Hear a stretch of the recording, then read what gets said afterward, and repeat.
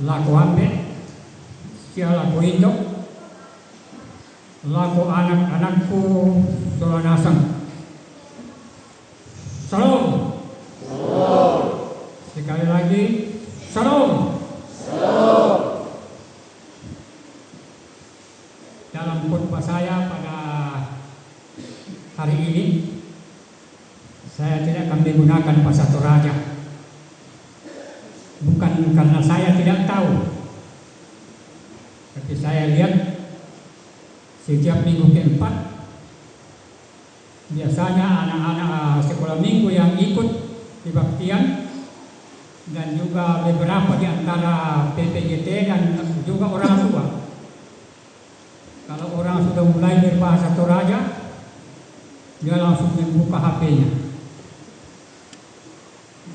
Syukur-syukur kalau sementara merekam orang yang berkhotbah. Tapi sayangnya biasanya kalau anak-anak sering paling senang melihat TikTok. Jadi hari ini saya tidak menggunakan bahasa Toraja dalam khotbah. Saudara jemaat,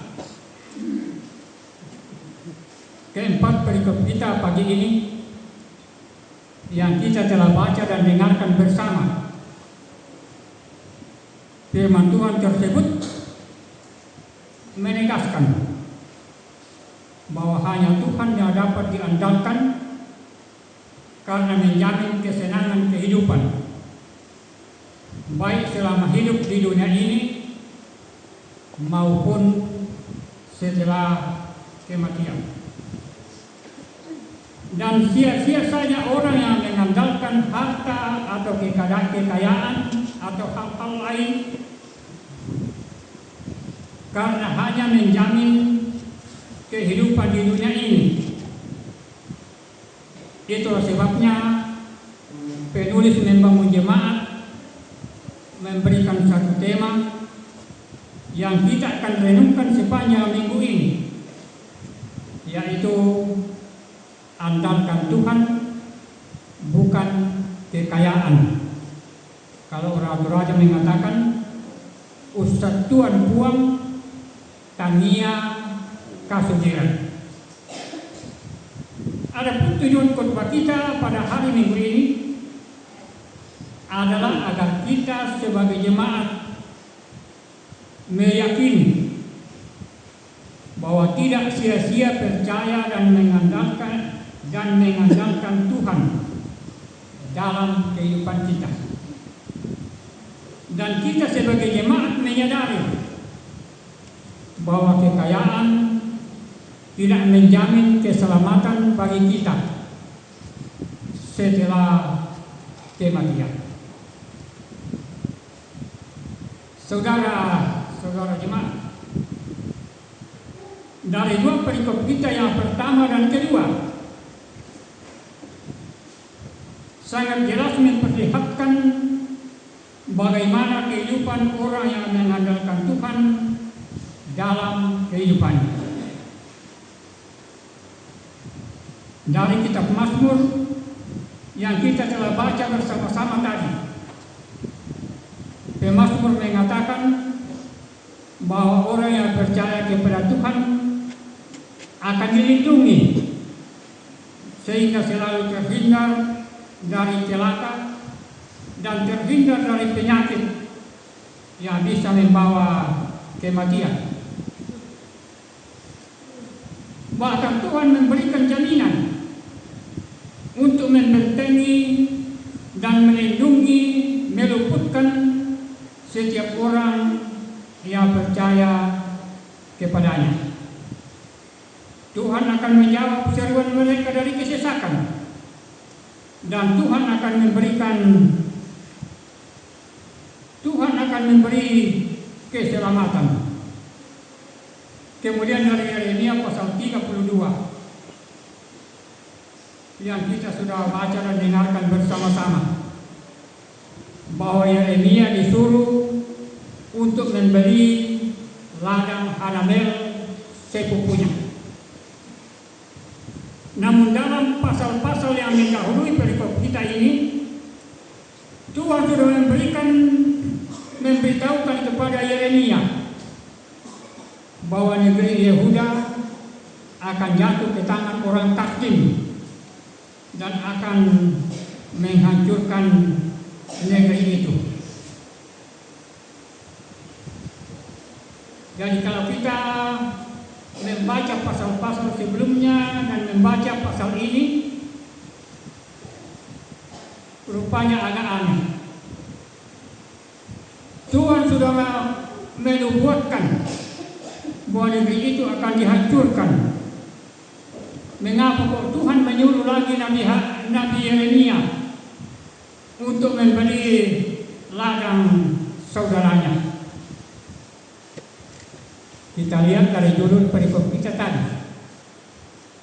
bahwa pembelian ladang adalah jaminan masa depan daripada kehidupan orang-orang Yehuda. Memang negeri Yehuda akan jatuh ke tangan Asyur dan akan dihancurkan karena mereka sudah memberontak. Mereka tidak mau percaya lagi kepada Tuhan. Mereka menyembah kepada ilah-ilah lain. Sekalipun bangsa Yehuda akan dihancurkan karena pelanggaran dan dosa-dosa mereka kepada Tuhan, Tuhan pasti akan mengembalikan mereka jika mereka benar-benar bertobat dari dosa-dosa mereka dan mereka percaya kepada Tuhan kembali. Mereka pasti akan dikembalikan ke negerinya untuk hidup secara tenteram dan damai. Itulah sebabnya Nabi Yeremia disuruh membeli ladang daripada sepupunya, supaya orang-orang Yehuda dapat mengetahui bahwa pasti Tuhan akan mengembalikan kita kalau kita bertobat dari pemberontakan kita. Dari dua perikop ini mengajak kepada kita semua jemaat Tuhan masa kini, bahwa bila kita tidak patuh dan tidak dengar-dengaran akan firman Tuhan, Tuhan akan menghukum kita. Tetapi bila kita bertobat, Tuhan akan menyayangi kita kembali.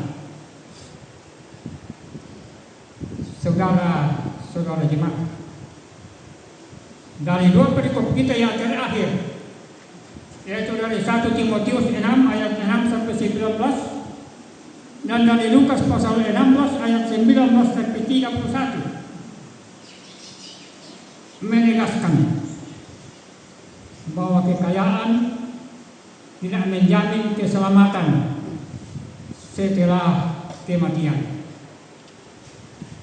Itulah sebabnya Paulus meminta kepada Timotius agar memperingatkan orang-orang kaya yang ada pada waktu itu agar jangan tinggi hati dan jangan berharap kepada kekayaan, tetapi berharap hanya kepada Tuhan semata-mata. Paulus juga berharap agar Timotius mengingatkan orang-orang kaya supaya berbuat baik dan menjadi kaya dalam kebajikan sesuai tuntutan firman Tuhan. Kemudian dari Lukas pasal 16 ayat 19 sampai 31 sangat jelas bahwa kekayaan tidak menjamin seseorang masuk ke tempat yang menyenangkan setelah kematian. Dari perumpamaan yang kita telah baca dan telah dengarkan bersama tentang orang kaya dan Lazarus, jangan kita salah paham dan mengambil keputusan dengan cepat. bahwa kalau begitu lebih baik kita miskin saja supaya kita masuk tempat kesenangan seperti Lazarus. Jangan.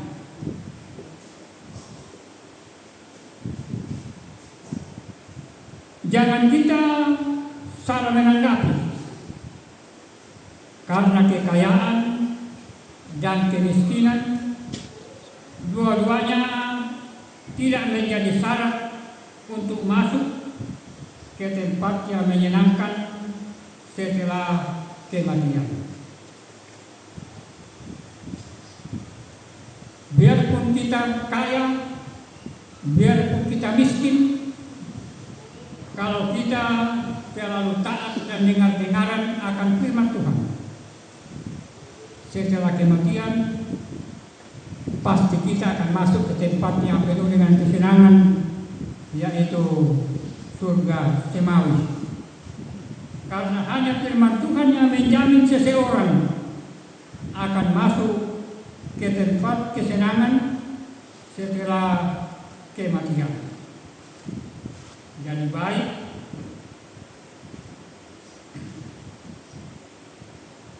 kita kaya atau kita miskin, kalau kita taat dan dengar-dengaran akan firman Allah, pasti kita masuk ke surga, yaitu tempat yang menyenangkan. Begitu juga sebaliknya, kalau tidak taat, tidak dengar-dengaran kepada firman Allah, baik yang kaya maupun yang miskin, pasti masuk ke tempat penderitaan, yaitu neraka jahanam. Itulah sebabnya Abraham waktu didesak oleh orang kaya yang menderita dalam api neraka, supaya menyuruh Lazarus menemui saudaranya yang di bumi, supaya tidak mengharapkan kekayaannya. Abraham mengatakan, di bumi ada kesaksian Musa dan para nabi, baiklah mereka percaya kepada kesaksian itu, supaya terhindar dari penderitaan yang engkau alami. Begitu juga bagi kita jemaat Tuhan masa kini, kita harus percaya kepada firman Allah yang tertulis, yang memberi kesaksian kepada firman Allah yang telah menjadi manusia untuk menyelamatkan orang yang percaya kepadanya. Alkitab adalah firman Allah yang tertulis, menceritakan tentang diri Yesus Kristus yang sudah menjelma menjadi manusia untuk menyelamatkan manusia-manusia yang mau percaya kepadanya. Andai kata tidak ada firman Allah yang tertulis ini,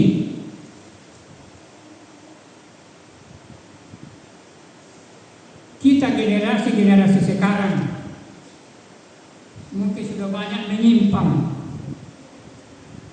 kalau hanya disampaikan dari mulut ke mulut. Sama halnya waktu kita masih sekolah dulu, bisa kita divisi oleh Pak Guru di depan. Kita memberikan kepada anak-anak yang pertama, kedua, ketiga, dan seterusnya. Tetapi apa yang diberikan oleh Pak Guru itu sudah lain yang disampaikan oleh orang-orang lain. Sama halnya dengan firman Allah, kalau tidak ada yang tertulis, generasi-generasi pelanjut pasti sudah banyak yang menyimpang dari inti firman Allah yang menjelma menjadi manusia. Karena di dalam firman Allah yang tertulis ini, di situ dalam Yohanes mulai dari pasal 1 mengatakan, firman itu telah menjadi manusia dan diam di antara manusia. Perkataan Tuhan sudah menjelma menjadi manusia untuk menyelamatkan manusia dari belenggu dosa. Tapi ada syaratnya, yaitu harus percaya kepadanya. Kedatangannya ke dalam dunia bukan untuk menyelamatkan begitu saja, tetapi hanya bagi orang-orang yang percaya kepadanya. Firman Allah sudah menjelma menjadi manusia, supaya manusia sudah dikuasai oleh dosa. Apabila dia datang bertobat, mengakui segala pelanggaran dan dosa-dosanya dengan sungguh, percaya kepada Tuhan Yesus, maka pasti kita ini akan diselamatkan. Tetapi apabila kita mundur dari iman kita, Tuhan Yesus mengatakan, saya tidak tahu mereka. Hanya kita harus memegang teguh iman kita, pengakuan kita, sampai Tuhan memanggil kita dari dunia ini, maka Yesus akan menyambut kita dan membawa kita ke tempat yang sudah disediakan, yaitu di dalam surga semawi, seperti yang ditempati Lazarus dan Abraham dalam perikop kita tadi. Dua-duanya hidup di tempat yang penuh dengan kesenangan. Dan orang kaya yang tidak percaya kepada kesaksian Musa dan para nabi berada di tempat penderitaan. Karena itu, saudara-saudara, marilah kita selalu mengundang kehadiran Roh Kudus dalam kehidupan kita, agar Dia senantiasa menolong dan memberkati kita. Roh Kudus akan memampukan kita untuk mengandalkan Tuhan dalam kehidupan kita masing-masing. Roh Kudus akan memberikan kekuatan kepada kita. Biarpun bagaimana sengsara kita menghadapi segala macam cobaan, tapi Roh Kudus akan bekerja dalam diri kita, akan menguatkan kita, supaya kita tetap berpegang teguh dalam iman hanya kepada Tuhan Yesus Kristus, firman Allah yang telah menjadi manusia untuk menyelamatkan kita manusia dari dosa-dosa kita. Biarlah firman Tuhan yang sangat singkat ini akan senantiasa menggugah iman dan percaya kita, sehingga dalam kehidupan kita betul-betul kita mengandalkan Tuhan, bukan hal yang lain. Nah, tonton ke Ustaz Tuhan puang matua, puang Yesu, puang penama salo, molan mana ya kalena, lalinai salama. Amin. Firman